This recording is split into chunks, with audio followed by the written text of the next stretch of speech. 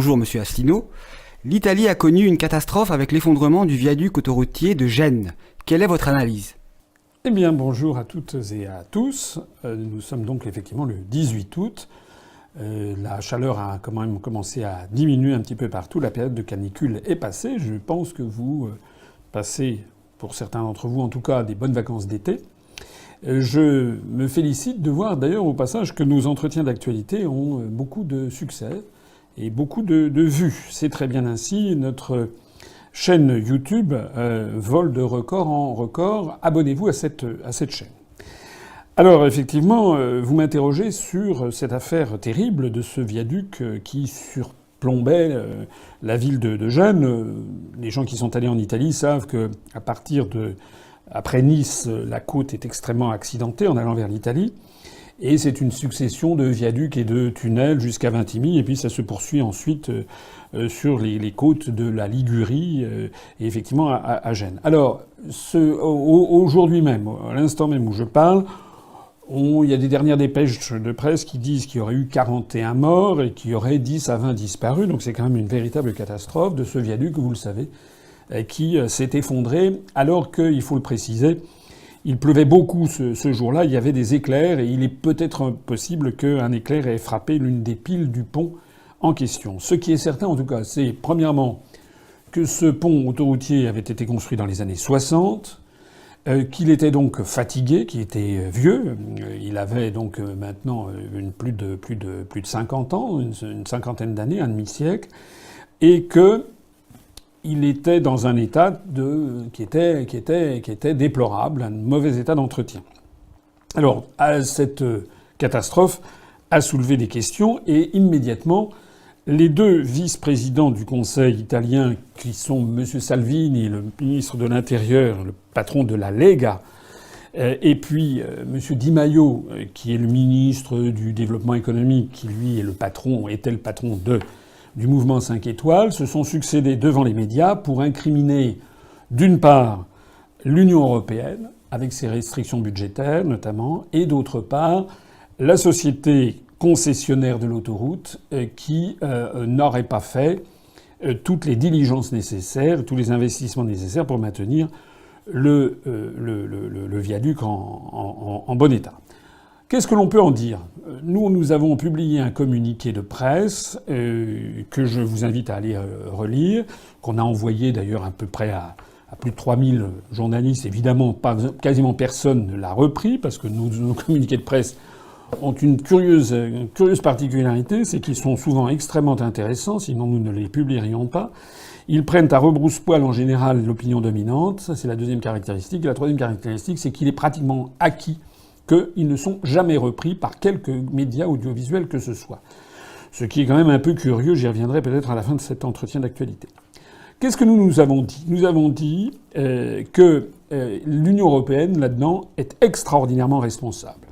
Pourquoi l'Union européenne est-elle responsable ? Parce qu'elle impose à l'Italie, mais aussi aux autres pays et à la France, elle impose deux grands choix stratégiques. Le premier, c'est la privatisation des services publics, dont la gestion des autoroutes. Il ne s'agit pas de la propriété en général physique, matérielle de la route, mais il s'agit de la gestion qui est privatisée. Il y a une dissociation entre la propriété et la gestion. C'est comme les murs et un fonds de commerce, par exemple, pour un commerçant. Donc la gestion, les orientations européennes, notamment dans le cadre des grandes orientations des politiques économiques, l'article 121 du traité sur le fonctionnement de l'Union européenne, l'idéologie qui suinte de tous les traités, de toutes les décisions de la Commission, visent à privatiser au maximum la gestion de toutes ces affaires. Ça, c'est le premier point. Et le deuxième point, c'est que l'appartenance à l'euro contraint les pays membres de l'euro, de la zone euro, à une politique, vous le savez très bien, de restrictions budgétaires absolument permanentes. Alors, en Italie, il y a une polémique qui s'est nouée pour savoir s'il y avait peut-être eu des malfaçons particulières qui avaient été faites, et où il y a des gens qui aussitôt pointent du doigt la mafia, puisque la mafia italienne, d'ailleurs il y a plusieurs mafias, il y a la mafia d'origine sicilienne, la vraie mafia, il y a la 'ndrangheta qui est d'origine calabraise, il y a d'autres mafias. On pourrait dire d'ailleurs de façon plus imagée qu'en règle générale, le BTP, les entreprises de bâtiments de travaux publics, ne sont pas réputées pour être des couvents de bonnes sœurs, et que, à travers le monde entier, en général, il y a souvent des soupçons de prévarication, de chantage, de détournement de fonds publics, de corruption qui entourent les grands travaux routiers, autoroutiers et les entreprises de BTP. Alors, laissons cette polémique en Italie, mais nous, ce qu'il faut en voir, c'est quelles sont les conséquences en France. Mais nous sommes victimes de ces deux grandes orientations de l'Europe. La première, c'est la privatisation, en effet, des services autoroutiers. Je rappelle que M. Dominique de Villepin, ce n'est pas la meilleure chose qu'il ait faite lorsqu'il était Premier ministre, avait privatisé donc la gestion d'un certain nombre d'autoroutes françaises. Je crois qu'il avait récupéré quelque chose comme 20 milliards d'euros. Je signale que ces contrats qui ont été passés à l'époque se révèlent léonins, c'est-à-dire très très favorables à l'une des deux parties, et naturellement pas à l'État, mais aux concessionnaires. En réalité, on a vendu pour une bouchée de pain des gestions d'autoroutes qui rapportent énormément d'argent, notamment à Vinci, mais aussi à l'entreprise Atlantia, qui est justement bénéficiaire, qui a racheté la SANEF, qui était la Société des autoroutes du nord-est de la France. Or, ce groupe Atlantia, c'est justement celui qui possédait la société Autostradale, qui était la gestionnaire du viaduc de Gênes. Alors, on a privatisé la gestion de ces autoroutes, c'est-à-dire c'est le patrimoine des Français, ce sont les Français, ce sont les contribuables français, depuis des décennies, qui ont construit le réseau autoroutier français à partir des années 50-60, avec un très gros effort qui a été fait dans les années 70-80. On a d'ailleurs un des plus beaux réseaux autoroutiers du monde, je n'hésite pas à le dire. Et ceci a été privatisé pour qu'en fait on donne ça à des sociétés privées qui, naturellement, ont des contrats, signent un contrat avec l'État, des contrats de gestion, où ils s'engagent à faire des investissements nécessaires, ce qu'ils font. On peut dire que globalement ils le font, mais pas toujours. Et parfois ils se laissent tirer l'oreille parce qu'ils refusent de faire tous les travaux auxquels ils s'étaient engagés. Naturellement, une société privée a pour objectif numéro un d'apporter du profit à ses actionnaires. Et donc, naturellement, les entreprises ont tendance, les gestionnaires des autoroutes ont tendance à augmenter continuellement les péages autoroutiers, en faisant valoir, oui, mais l'État ne connaissait pas ses coûts. Enfin, c'est toujours la même chose. Hein. Pratiquement à chaque fois qu'il y a une privatisation, on explique aux Français, dans un premier temps, l'État ne sait pas quoi faire, ne sait pas bien faire, on va donner ça au privé. Puis une fois que c'est donné au privé, au bout d'un an ou deux, le privé dit, oulala, c'était beaucoup, vous ne connaissiez pas vos coûts, il faut absolument renchérir les services. On a donc eu une flambée en France des péages routiers, enfin des péages autoroutiers, et puis une augmentation considérable des versements aux actionnaires. Les gens de chez Vinci se frottent les mains de la bonne affaire. Ça n'est pas normal, c'est une espèce de racket qui est effectuée. J'en profite d'ailleurs au passage pour signaler que le propriétaire de Vinci, ce sont les actionnaires, et parmi les actionnaires, vous avez des grands fonds de pension, notamment des fonds de pension américains comme dans Bouygues, qui ont mis la main. C'est-à-dire que lorsque vous passez un péage autoroutier, lorsque vous donnez de l'argent, il y a une petite partie au bout du compte qui va terminer chez des retraités de Californie, par exemple, qui vont bénéficier de votre péage. Nous sommes contre. Nous avons dit qu'il fallait renouer avec la grande tradition des services publics à la française. Et dans le programme présidentiel que j'avais présenté l'année dernière, il y avait notamment la renationalisation de toutes les autoroutes françaises, de toute la gestion des autoroutes. Alors il se trouve, c'est vraiment un hasard, que nous avions, à l'occasion de cet été, lancé une campagne d'affichage qui est en cours. Et je remercie ici tous nos adhérents militants qui vont coller des affiches. Je suis moi-même allé en coller d'ailleurs dans le Val-de-Marne et en Seine-Saint-Denis récemment.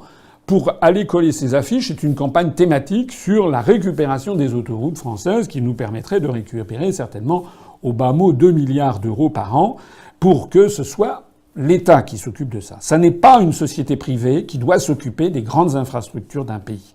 Parce que ces grandes infrastructures, que ce soit l'électricité, le gaz, les chemins de fer, les autoroutes, etc., ou bien les hôpitaux, ou bien les écoles, tout ceci, ce sont des investissements très lourds, ce sont des investissements qui doivent échapper à la loi de la rentabilité immédiate. Sinon, on risque d'avoir des dysfonctionnements majeurs. Voilà. C'est le cas avec cette affaire autoroutière.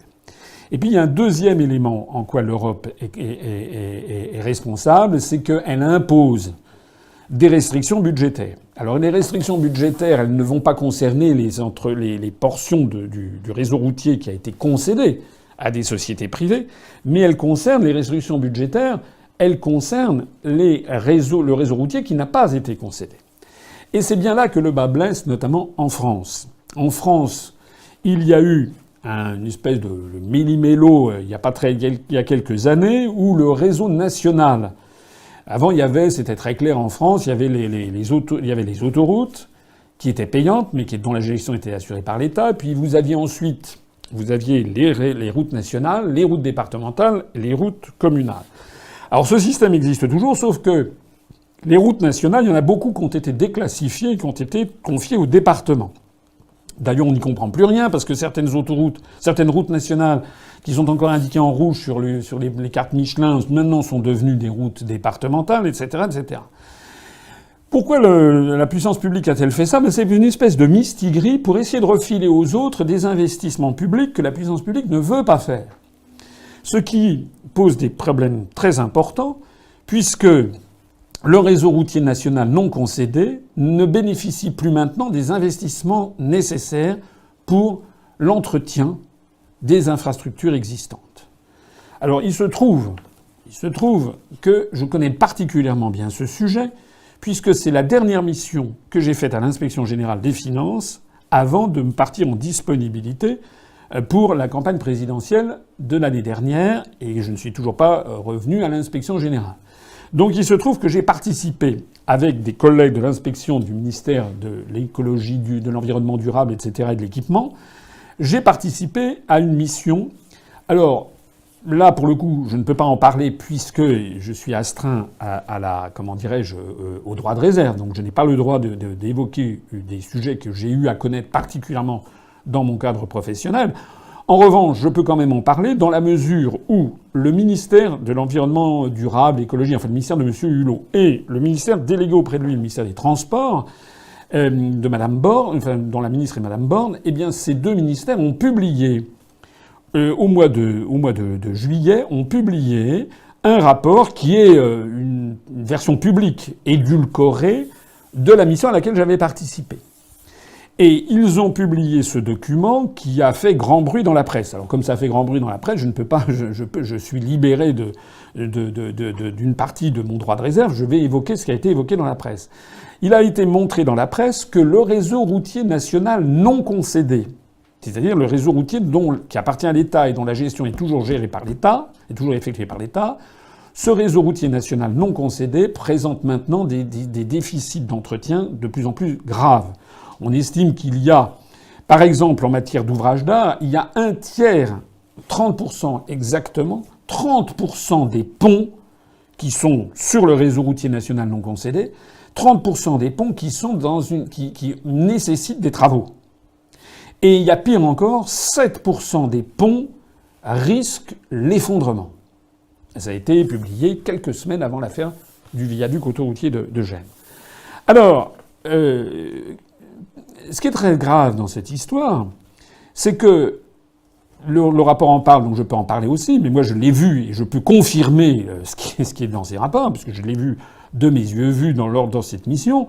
Ce qui est très grave, c'est que l'État ne fait plus son devoir, c'est qu'il y a en permanence des restrictions budgétaires. Et donc on estime qu'il y a, c'est pas moi qui le dis, le chiffre a été rendu public, mais qu'il y a des dizaines, voire quelques centaines de millions d'euros par an qui manquent à l'entretien régulier. C'est exactement comme si vous avez une maison.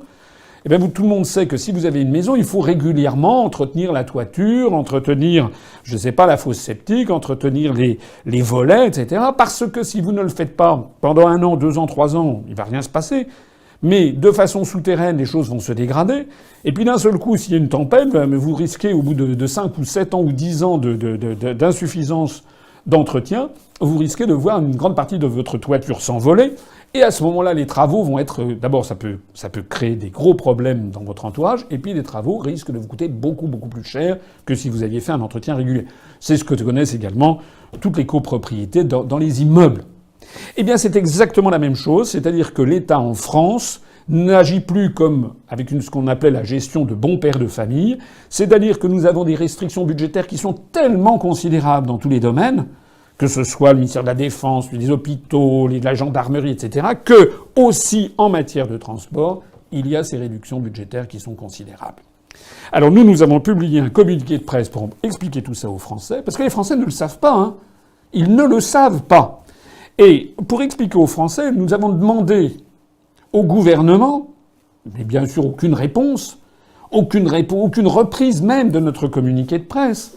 Nous avons demandé que le gouvernement présente aux Français les choix budgétaires qu'il a fait depuis 10 ans sur, d'une part, l'entretien du réseau routier national non concédé, donc le réseau routier dont la gestion appartient à l'État, où il y a des sous-investissements considérables, et de mettre les sommes qui ont été consacrées à ça depuis 10 ans en regard des sommes que nous avons consacrées via l'Union européenne à aller donner de l'argent à la Pologne, à la Lettonie, à la Lituanie, à Chypre, etc., etc., et également à des pays extra-européens, mais qui bénéficient des fonds dits européens, comme par exemple l'Ukraine. C'est là où il y a un véritable scandale qu'il faut que les Français comprennent très bien. L'Union européenne tue. Elle tue parce qu'elle nous met dans la position de devoir faire des restrictions budgétaires sur des ponts qui risquent de s'effondrer bientôt, avec des morts, et au même moment, nous avons donné, par exemple, à l'Ukraine, qui n'est même pas membre de l'Union européenne, nous avons donné, rappelez-vous, c'était début 2017, je crois, Monsieur Jean-Claude Juncker, là, le pochetron qui est à la tête de la Commission européenne, avait décidé de sa propre initiative de verser 1,5 milliard d'euros à l'Ukraine. Parce qu'il a eu un coup de fil de Washington. Comme la France paye à peu près 16%, je l'ai déjà dit plusieurs fois, ça veut dire qu'en gros, la France avait dû verser, par l'intermédiaire des fonds que nous versons à l'Europe, à peu près 16% de 1,5 milliard. C'est-à-dire quelque chose comme 200 millions d'euros. Alors que c'est justement de quelques dizaines de millions d'euros dont manque le réseau routier national non concédé pour pouvoir être maintenu à niveau. Il y a donc, et ça faut vraiment bien le comprendre, des choix budgétaires qui nous sont imposés par la construction européenne. Je demande une nouvelle fois au gouvernement de publier, puis de rendre public, et comme il ne le fera pas, il faudrait que les grands médias relaye cette demande, mais comme TF1 est possédé par Bouygues, il est effectivement assez peu vraisemblable que TF1 va relayer cette demande. Mais enfin, il serait quand même nécessaire, au minimum, que les députés prétendus d'opposition, comme les France Insoumise, ou bien le Front National, ou bien je ne sais pas qui d'autre, le PCF, etc., qu'ils fassent ce que nous ne pouvons pas faire, puisque nous n'avons pas de députés, c'est-à-dire des questions au Parlement en demandant au gouvernement ce que nous avons demandé, c'est-à-dire de présenter aux Français combien il manque sur le réseau routier national non concédé pour assurer la sécurité des Français depuis 10 ans, et combien on a versé à l'Ukraine, aux pays baltes, etc. Le scandale est d'ailleurs un scandale au carré, si l'on peut dire, puisque non seulement cet argent, nous ne l'assurons pas pour la sécurité des Français, mais on le donne à des pays qui entraînent l'insécurité des Français, puisque lorsqu'on donne de l'argent par l'intermédiaire de l'Europe à l'Ukraine, ou bien aux pays baltes qui commémorent les Waffen-SS et qui en permanence sont là à nous entraîner dans une posture anti-russe, nous jetons de l'huile sur le feu sur un conflit potentiel entre l'Union européenne et la Russie. C'est tout à fait, évidemment, anormal. J'ajoute que la même chose se produit dans les départements, puisque, comme je le disais tout à l'heure, le gouvernement français a déclassifié toute une série de routes nationales qui ont été reclassifiées en routes départementales. Mais il se trouve que les départements, et qui ont d'ailleurs de plus en plus de mal à joindre les deux bouts, puisque par ailleurs l'État est en train de diminuer les dotations globales de fonctionnement, pour les départements comme pour les communes, eh bien les départements, il y en a qui sont plus riches que d'autres. On voit donc arriver actuellement en France ce qui est inimaginable par rapport à la mentalité française, le fait que quand vous prenez une route autrefois nationale qui traverse plusieurs départements, vous allez avoir des tronçons où c'est correctement entretenu parce que le conseil départemental du département en question consacre l'argent parce que c'est un département assez riche, et puis après ça, on arrive dans un autre département qui est plus pauvre ou dont l'entretien du réseau routier n'est pas une priorité pour le conseil départemental, et à ce moment-là, vous allez avoir des nids de poules, vous avez ce genre de choses. C'est-à-dire qu'on est en train, en plus de ça, d'hétérogénéiser complètement la France. Je parle même pas du réseau routier communal. Vous savez que les communes, on en reparlera tout à l'heure, sont également dans une situation budgétaire très grave parce que l'État diminue de façon drastique les dotations globales de fonctionnement aux communes. Voilà la situation. Donc la situation, elle est quand même particulièrement grave à cause de ces contraintes budgétaires. J'ai encore 2 choses à dire sur ce sujet. Le premier, c'est que j'ai vu qu'une polémique est née en Italie, parce que lorsque justement M. Salvini et M. Di Maio ont fait valoir les contraintes budgétaires européennes, il y a eu la Commission européenne qui a, par l'intermédiaire de son porte-parole, fait une déclaration en disant que c'était scandaleux ce qu'avait dit l'Italie et a dit que la Commission européenne avait versé, je sais plus combien, 2 milliards d'euros à l'Italie pour l'entretien de ses routes. Donc taisez-vous. Et la Commission européenne a même eu le porte-parole a même précisé que ce qu'avait reçu l'Italie pour l'entretien de ses routes était supérieur à ce qu'avait reçu la France, qui était de l'ordre de 300 millions d'euros. Alors là, je voudrais m'adresser à toutes les personnes qui m'écoutent et rappeler notamment, parce que je sais qu'il va y avoir sur Internet des gens qui vont dire oui, c'est scandaleux, c'est une fausse information, vous ne mentionnez pas ce que l'Europe donne à la France pour le maintien de ses routes. Je dis que c'est scandaleux parce que je répète pour la 57e fois que l'argent versé par l'Union européenne, ça n'est pas de l'argent qui est spontanément créé par l'Europe, c'est notre argent. C'est notre argent, la France est contributrice nette, c'est notre argent que nous donnons à l'Union européenne et dont nous recevons les 2/3. Donc lorsque l'Europe se permet de dire qu'elle donne 300 millions d'euros par an à la France pour le maintien de ses routes, c'est un véritable scandale, parce que si nous n'étions pas dans l'Union européenne, nous aurions des marges de manœuvre budgétaires beaucoup plus importantes, au minimum de 9 milliards d'euros par an supplémentaires, et nous pourrions, entre autres choses, consacrer les quelques dizaines ou 100 ou 200 millions d'euros par an de remise à niveau de notre réseau routier national. Le dernier point, c'est que je profite de cette information, de ce sujet, pour attirer l'attention des gens qui veulent bien m'écouter sur les dysfonctionnements majeurs de l'Union européenne sur ces questions de transport. Il y a actuellement un éléphant blanc, comme on dit, qui est connu dans toute la haute administration française, que ce soit à Bercy, que ce soit au ministère des Transports, au ministère de l'Environnement durable, que ce soit même auprès du Premier ministre, c'est la liaison Lyon-Turin. Cette liaison Lyon-Turin qui est une liaison ferroviaire avec percé un tunnel à travers les Alpes, a été décidée par la Commission européenne qui, comme Ubu Roi, voit la carte de l'Europe et dit tiens, on va faire des choses trans-européennes, donc ça va permettre d'aller de là à là. Ce projet Lyon-Turin, je ne connais personne dans la haute administration française, et je ne parle même pas du réseau associatif qui est vent debout, je ne connais personne dans la haute administration française qui considère que ce soit un bon projet. C'est un projet qui est par nature totalement délirant, c'est un projet qui ne trouvera jamais sa rentabilité et qui coûte des sommes absolument astronomiques. La question, c'est pourquoi est-ce que le gouvernement français accepte de dépenser des sommes astronomiques pour ce projet Lyon-Turin, alors que des choses sont beaucoup plus importantes qui consistent à assurer la sécurité au quotidien des Français, à commencer par réparer les nids de poules. La réponse, c'est que ce projet Lyon-Turin a été décidé par la Commission européenne dans le cadre du grand projet de relance de l'économie européenne inventé par le pochetron de la Commission européenne, toujours M. Juncker, qui, entre 2 whisky, a décidé avec la Commission de faire ce genre de choses. Et tenez-vous bien, on nous dit, à nous, à la France, si vous voulez récupérer une partie de l'argent que vous avez versé, vous devez faire le Lyon-Turin. Et vous devez par ailleurs faire des cofinancements. C'est-à-dire qu'il faut en plus donner de l'argent. Vous voyez comment ça marche? C'est-à-dire que si le gouvernement français disait non, finalement, nous ne voulons pas faire ce projet Lyon-Turin qui n'est pas rentable, il y a déjà des quantités d'autres moyens pour passer en Italie. Si nous décidions de ça, eh bien la Commission européenne dirait les fonds européens qui devaient vous être consacrés, vous les perdez définitivement. Ils ne peuvent pas être transférés à un autre projet. Rappelez-vous ce que j'ai dit plusieurs fois dans un certain nombre de réunions publiques. Non seulement la Commission européenne nous prend un tiers de somme que nous versons et qu'elle nous redonne ensuite l'argent avec les drapeaux bleus aux étoiles d'or, mais elle prend le pouvoir et elle prétend savoir mieux que les Français ce qu'il faut faire en France et notamment sur ces grandes infrastructures routières. C'est vraiment le domaine de Ubu Roi. Ubu Roi, d'ailleurs, a été consacré de façon incroyable par le délégué à la sécurité routière, un apparatchik lambda, le délégué à la sécurité routière qui a fait cette déclaration qui, moi, m'a laissé comme 2 ronds de flanc. Il a dit finalement la dégradation des routes françaises, c'était finalement très bien pour la sécurité du public, la sécurité routière. C'est-à-dire, sous-entendu, comme maintenant on a des nids de poules sur les routes, et ben finalement c'est mieux, les gens vont rouler moins vite. Mais de qui se moque-t-on ?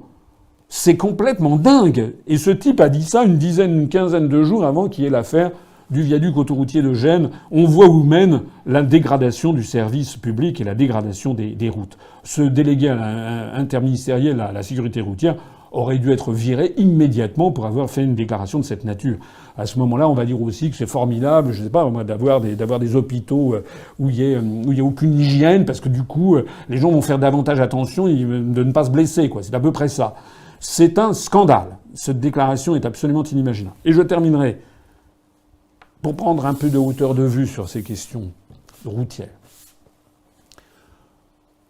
L'histoire du monde a montré que l'état des voies de communication est un bon indicateur du développement d'un pays et aussi que la dégradation de ces voies de communication est un parfait indicateur de la décadence d'un pays. Je rappelle par exemple que à plus grande grandeur de l'Empire romain, sous Auguste, sous la dynastie des Julio-Claudiens, au 1er siècle après Jésus-Christ, l'Empire romain s'était fait connaître pour avoir créé des voies romaines à travers toute sa domination, notamment sur une partie de l'Europe et de l'Afrique du Nord, et également du Moyen-Orient. C'était la Pax Romana, la paix romaine, qui avait été imposée et qui faisait l'admiration du monde antique. Et à partir du IIIe ou du IVe siècle après Jésus-Christ, avec les invasions barbares, à partir du IIIe siècle, progressivement, l'Empire romain a commencé à sombrer, n'a plus été capable d'entretenir ces routes romaines qui sont tombées progressivement en désuétude et qui n'ont pas été entretenues. C'était le début de la fin de l'Empire romain. On voit d'ailleurs la même chose avec l'Empire Inca. Chez les Incas, il y avait des voies de communication très élaborées, moins élaborées que l'Empire romain, mais quand même des voies de communication qui avaient été faites. Eh bien là aussi, lorsque Pizarro, qui est un des conquistadors venus d'Extrémadure, au XVIe siècle vient démolir l'Empire Inca, eh bien déjà le réseau routier était déjà en voie de délabrement général. Et donc les Espagnols sont arrivés dans une situation d'un Empire Inca qui était en déclin. Eh bien malheureusement, on constate que les États-Unis d'Amérique, par exemple, montrent aussi le même phénomène. Il y a eu un travail colossal qui a été fait au début, pendant la première moitié du XXe siècle aux États-Unis, construction de routes, d'autoroutes. C'est le moment où l'Empire américain est en pleine ascension au niveau mondial, va s'imposer après la Seconde Guerre mondiale comme étant la première puissance du monde. Et puis qu'est-ce que l'on voit maintenant aux États-Unis ? Eh bien, on voit un réseau routier qui est en plein déclin. Il y a des autoroutes qui sont absolument plus entretenues. Ça va exactement de pair avec le déclin de l'Empire américain. Eh bien, la même chose se produit en France. Je rappelle qu'en France, nous avons un réseau routier qui s'est développé au XVIIIe siècle, et tout particulièrement sous Louis XV. Je tape suffisamment sur le roi Louis XV qui a commis des erreurs géopolitiques énormes. Hein. Je vous renvoie à ma conférence sur l'histoire de France.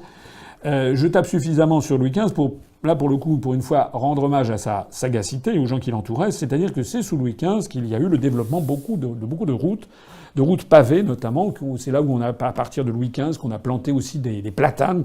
C'était pour permettre aux voyageurs en calèche ou en diligence d'être protégés des ardeurs du soleil quand il faisait chaud. C'est de là que vient qu'un certain nombre de nos routes nationales étaient bordées de platanes.